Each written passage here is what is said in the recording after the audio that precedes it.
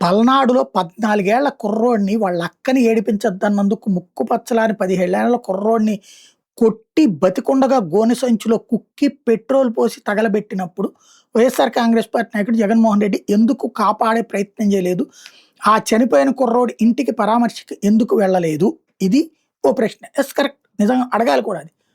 అలాగే ఇప్పుడు పోలీస్ స్టేషన్‌కి తీసుకెళ్ళి చంపేసినటువంటి అబ్బాయి ఇంటికి చంద్రబాబు గారిని ఎళ్ళమని చెప్పాలా? బేసిక్‌గా ఈ ఇప్పుడు మొన్న అమ్మాయి చిన్న పాప అదృశ్యమైన చోటకి ఎళ్ళమని చెప్పాలి. మనకేంటంటే ఒక సెలెక్టివ్ ఎమ్నీషియా. మనం కొన్నిట్టే విమర్శిస్తాం, కొన్నిట్టే పట్టించుకోం. నేనైతే రెండిట్టే విమర్శిస్తా. మంచి జరిగిన చోట రెండిటిని ప్రశంసిస్తాను. సమస్య ఏంటంటే పాలకులు తమ లోపాలు బయటపడకుండా చూడండి. ఇప్పుడు జగన్ టైంలో ఆత్మహత్య చేసుకున్న రైతుల కుటుంబాల దగ్గరికి పవన్ కళ్యాణ్ ఎళ్ళాడు. మరి ఇప్పుడు ఆత్మహత్యలు చేసుకున్న కుటుంబాల దగ్గరికి మరి చంద్రబాబు, పవన్ కళ్యాణ్ ఎందుకు ఎళ్ళట్లేదు? జగన్ కూడా ఎళ్ళట్లేదు అనుకోండి, ఎలక్షన్స్ ముందు ఎళ్తాడేమో. మనకున్నటువంటిది అదే స్పెషాలిటీ.